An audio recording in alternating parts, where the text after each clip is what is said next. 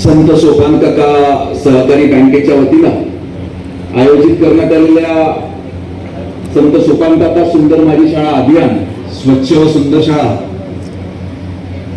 या पारितोषिक वितरणाच्या समारंभाच्या निमित्तानं या ठिकाणी मंचावर उपस्थित असलेले भारतीय जनता पार्टीचे प्रदेशाचे अध्यक्ष आमचे नेते आदरणीय रवींद्र चव्हाण साहेब, मंचावर उपस्थित असलेले सन्मान्य राजेश पांडे साहेब, आमचे मित्र संजय काका जगताप यांना गोड धक्का देणारे माझे दुसरे मित्र सन्माननीय निरंजनजी डावखरे साहेब, मंचावर उपस्थित असलेले आपल्या शहराच्या प्रथम नागरिक तीर्थस्वरूप आनंदी काकी जगताप, ज्यांच्या पुढाकारातून आजच्या कार्यक्रमाचं आयोजन करण्यात आलं ते माजी आमदार आमचे सहकारी सन्माननीय संजय काका जगताप, संजय दादा जगताप, या ठिकाणी उपस्थित असलेले राजेंद्र बाबू जगताप, सन्मान्य रमणीतलालजी कोठडिया, सन्मान्य दादासाहेबजी लाड, शिवाजीरावजी भंडरे, सन्मान्य शेखरजी वर्धने, सन्मान्य बाबाराजी जाधवराव, सन्मान्य विक्रमजी पावसकर, सन्मान्य गणपतरावजी बालवडकर, मंचावर उपस्थित शिक्षण क्षेत्रातले सर्व मान्यवर मंडळी आणि या ठिकाणी अतिशय पवित्र अशा कार्यक्रमात पवित्र नगरीमध्ये पवित्र कार्यक्रमाला उपस्थित असलेले सर्व मान्यवर मंडळी, आपल्या सर्वांचे या ठिकाणी मनपूर्वक आभार व्यक्त करतो की मी माझ्या आयुष्यात आनंदीताईंनी मला विचारलं की आपण या ठिकाणी पहिल्यांदाच आलात का, तर मी त्यांना सांगितलं की पुण्यात खूप वेळा आलो होतो, परंतु आज इतिहासात नाव असलेलं पुरंदर शहर सासवड नगरीमध्ये प्रथम येण्याची संधी संजय भाऊ आपल्यामुळे आपल्या सहकार्यांमुळे मिळाली, याच्याकरता मनापासून आपल्या सर्वांचे या ठिकाणी ऋण व्यक्त करतो। आज जी संकल्पना आपण साधारणतः 5 वर्ष आधी सुरू केली त्या संकल्पनेचं गांभीर्य आणि महत्व लक्षात घेऊन राज्य सरकारनं आपली ती योजना स्वीकारली आणि संपूर्ण राज्याकरता मुख्यमंत्री माझी शाळा सुंदर शाळा ही योजना सुरू केली, याच्याकरता देखील आपल्या सर्वांचं मनापासून अभिनंदन करतो। आणि लवकरच या विभागाचा राज्यमंत्री म्हणून आमची सरकारची जी योजना सुरू आहे त्या योजनेमध्ये आपल्या सर्वांच्या माध्यमातून सूचना मिळण्याकरता राज्य सरकारला आपण मार्गदर्शन करावं असं राज्य सरकारचा प्रतिनिधी म्हणून मी आपल्याला या ठिकाणी विनंती करतो। या शहरामध्ये प्रवेश केल्यानंतरच या शहराची सुंदरता त्या ठिकाणी लक्षात आहे। मी काल माहिती घेत होतो की आपण ज्या भागामध्ये चाललो त्या भागाची खासियत काय, तर माहिती घेताना मला असं देखील मिळालं की भारतातलं सुंदर शहर म्हणून देखील आपल्याला या शहराला त्या ठिकाणी पुरस्कार मिळाला। आज ही आपल्या सर्वांकरिता अतिशय अभिमानाची बाब आहे। राज्य सरकारचा राज्यमंत्री म्हणून काम करत असताना आपल्या या मंचावरून खरोखर आभार व्यक्त केला पाहिजे राज्याचे मुख्यमंत्री सन्माननीय देवेंद्र फडणवीस साहेबांचं। याचं कारण असं की आपण अनेक वेगवेगळ्या भागामध्ये वेगवेगळ्या क्षेत्रामध्ये देशाचे प्रधानमंत्री सन्माननीय नरेंद्रभाई मोदी यांच्या नेतृत्वामध्ये भारत देश म्हणून त्या ठिकाणी प्रगती करतो आहे आणि आपण त्याच पद्धतीनं राज्याचा जर का विचार केला तर आपलं राज्य देखील कुठेही त्या ठिकाणी कमी नाही। वेगवेगळ्या मोठ्या क्षेत्रामध्ये मोठी प्रचंड प्रगती आपल्या या राज्याला आदरणीय मुख्यमंत्री देवेंद्र फडणवीस साहेबांच्या नेतृत्वात केली। रविभाऊ, मी जेव्हा आपण सर्वांनी मला शिक्षण राज्यमंत्री म्हणून जबाबदारी दिली, राज्यमंत्री झाल्याबरोबरच शिक्षण विभागानं मला अमरावतीला एका बक्षीस वितरणाच्या कार्यक्रमाला त्या ठिकाणी बोलवले। आता साहजिकच विभागाचा राज्यमंत्री म्हणून राज्यस्तरीय बक्षीस वितरण समारंभ अमरावतीला त्या ठिकाणी आयोजित करण्यात आला होता आणि मला निमंत्रित केलं।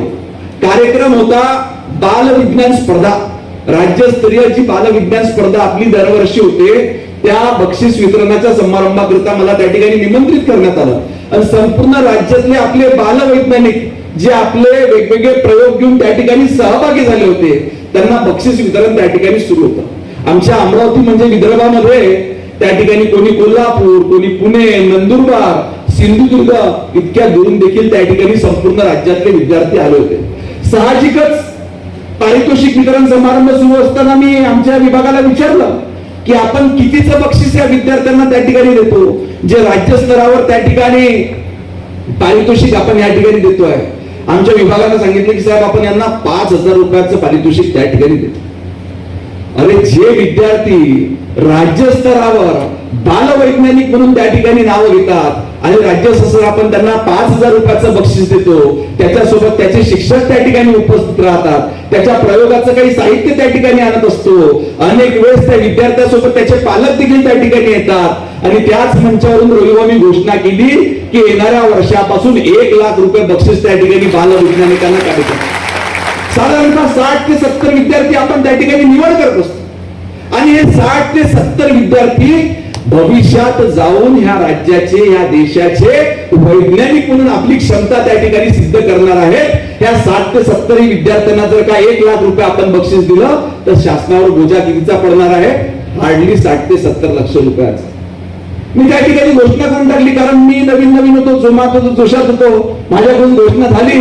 परंतु प्रत्यक्षात जेव्हा मी मंत्रालयामध्ये आलो, जेव्हा 15 दिवसांना फाईल माझ्याकडे सही होण्याकरिता आली, तर विभागानं पुटअप केलं की 5,000 रुपयावरून आम्ही 21,000 करतो. मी फाईल वापस पाठवली. मी म्हटलं का बरं? मी तर घोषणा 1,00,000ची करून आलो आणि तुम्ही 21,000 का बरं करताय? बोलले साहेब 5,000 वरून डायरेक्ट 1,00,000 कसं तरी वाटत आहे. मी म्हटलं का आपण चुकीच्या कामाकरिता देतोय? तो बोलले नाही साहेब 5,000 वरून एकदम 1,00,000 शक्य करणं शक्य नाहीये. मी म्हटलं मला याच्यावर सही करणं शक्य नाही. मी फाईल त्या ठिकाणी वापस पाठवली. पुन्हा 10 दिवसानं फाईल माझ्याकडे आली, त्याच्यावरती पुन्हा 21,000 वरून 51,000 झाले. मी पुन्हा फाईल वापस पाठवली तर मी 51,000 वरून त्या ठिकाणी सही करणार नाही, कारण विषय इतका गंभीर होता. आपण ज्यांच्याकरिता हे बक्षीस देणार होतो ते देशातले भविष्यातले बालवैज्ञानिक आपण त्या ठिकाणी घडवत असतो. मग आमच्या माननीय कॅबिनेट मंत्र्यांचा फोन आला, भुयार साहेब थोडस समजून घ्या, आपण आता 51,000 करू आणि भविष्यात लवकरच त्या ठिकाणी 1,00,000 काही कालावधीनंतर करू. मान्य कॅबिनेट मंत्र्यांचा फोन आला म्हणून मी त्याला होकार दिला. परंतु या राज्याच्या मुख्यमंत्र्यांचं मी अभिनंदन करेल की आम्ही त्यांच्या पुढे नवीन पुन्हा प्रस्ताव ठेवला की या बालवैज्ञानिकांना आपण पुन्हा कुठेतरी त्या ठिकाणी चालना दिली पाहिजे. आपण सर्वजण आणतो, आपण सर्वजण शिक्षण क्षेत्राशी निगडित मंडळी या ठिकाणी आहेत. नंदकुमार सागर सर देखील आहेत. वेगवेगळ्या शिक्षक संघटना मला नेहमी त्यांच्या वेगवेगळ्या समस्यांकरिता भेटत असतात. परंतु अनेक वेळेस शिक्षक संघटनांनी अनेक वेळेस विद्यार्थ्यांच्या चांगभल्याकरिता देखील कामं केलेली आहेत. काही शिक्षकांनी मला सुचविलं होतं की भाऊ आपण हा जो विषय बक्षीस वाढी सोबतच करतोय, त्याच पद्धतीनं ही स्पर्धा जी तालुका स्तरावरती, ही जी स्पर्धा जिल्हा स्तरावरती आणि जिल्हा स्पर्धा नंतर राज्य स्तरावर होते, तालुका स्तरावर सहभागी होणाऱ्या विद्यार्थ्यांकरिता संजय भाऊ आपण त्या ठिकाणी पहिल्या 21 विद्यार्थ्यांना विभागीय विज्ञान केंद्रात भेट देण्याचं नियोजन त्या ठिकाणी केलं.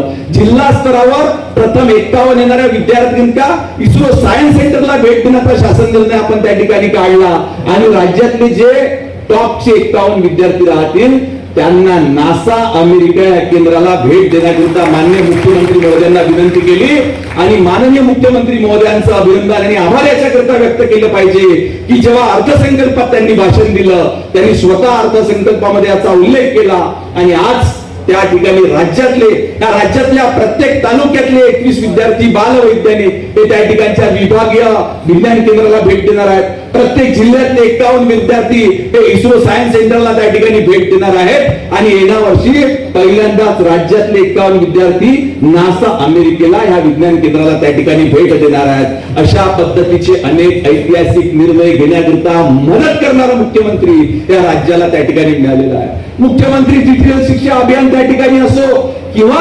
मुख्यमंत्री माझी शाळा सुंदर शाळा ज्याची संकल्पना आपण त्या ठिकाणी मांडल्या, अशा पद्धतीचे अनेक महत्वाचे उपक्रम या ठिकाणी राज्य सरकारच्या वतीनं संपूर्ण राज्यामध्ये राबविण्यात येते. आज ज्या कार्यक्रमाच्या निमित्तानं मला या ठिकाणी बोलवलं, आदरणीय चंदूकाका जगताप ज्यांची जयंती देखील आज या ठिकाणी आहे, त्यांचं सहकार क्षेत्रामध्ये, शिक्षण क्षेत्रामध्ये प्रचंड मोठं काम होतं आणि त्यांचं काम पुढे नेण्याचं वारसा या ठिकाणी आमचे मित्र संजयजी जगताप यांनी घेतलं आणि त्यांना सर्व सहकार्यांनी मनापासून या ठिकाणी सहकार्य केलं. याच्याकरता त्यांच्या सर्व सहकार्यांचं देखील मी मनापासून आभार मानतो. आज फक्त एवढंच सांगू इच्छितो, कारण जास्त वेळ आदरणीय प्रदेश अध्यक्षांना यानंतर कोल्हापूर जिल्ह्याचा देखील दौरा करावायचा आहे आणि तितक्याच सक्षमतेनं देवेंद्रजींना आदरणीय रविदादा सारखे सरदार, मजबूत सरदार मिळाले. त्याच्यामुळे भारतीय जनता पार्टी संपूर्ण राज्यावर इतकं प्रचंड मोठं काम त्या ठिकाणी उभं करू शकलो. आता योगायोग म्हणजे संजू भाऊ, तुम्ही ज्या जुन्या घरात राहत होते त्याच जुन्या घरात मी होतो. फक्त मी लवकर निर्णय घेतला, तुम्ही निर्णय घ्यायला वेळ लावला. आणि आमचे मित्र बसले आहे, निरंजनजी डावकरे. तुम्ही सांगितलं का तुम्हाला गोड अनुभव आला, अजून कडू अनुभव याचा आहे. निरंजन भाऊ दोन्ही अनुभव देत असते, गोड अनुभव देते आणि कडू अनुभव येते. परंतु योगायोग आपल्या दोघांमध्ये असा की आपल्या दोघांची जुना घर एकच. आता आपला नवीन घरात प्रवेश झाला, मी अतिशय योग्य वेळीच प्रवेश घेतला, माझा योग्य वेळी निर्णय करण्यात आला. त्याच्यामुळे आज या ठिकाणी पक्षानं मला देखील संधी दिली. एक विभाग नाही तर 5 विभागाची जबाबदारी त्या ठिकाणी दिली आणि अतिशय चांगल्या पद्धतीचं सहकार्य ह्या पक्षातली वरिष्ठ मंडळी आपल्याला त्या ठिकाणी दिसतात, करत असतात. जो आता लवकरच तुम्हाला आपल्या जुन्या घरातला आणि नवीन घरातला फरक त्या ठिकाणी जाणवेल. अतिशय चांगल्या पद्धतीचं मार्गदर्शन, अतिशय चांगल्या पद्धतीचं सहकार्य या ठिकाणी वरिष्ठांकडून मिळत असतं. फक्त एकच आहे की या पक्षामध्ये कामासोबत कुठलंही कॉम्प्रोमाइज त्या ठिकाणी होत नाही. कामामध्ये सतत त्या ठिकाणी जिद्द, आपण जिद्दीनं काम करत राहावं अशी विनंती मी आपल्याला या ठिकाणी करतो. आणि आपल्या ह्या अतिशय उत्कृष्ट अभिनव उपक्रमाला खरोखर मी मनापासून वंदन करतो. आणि याच्यामध्ये जे जे लोक सहभागी झाले, ज्यांना उत्कृष्ट पारितोषिक या ठिकाणी मिळणार आहे, आपल्या सर्वांचं देखील मनपूर्वक अभिनंदन करून माझे 2 शब्द संपवितो. धन्यवाद.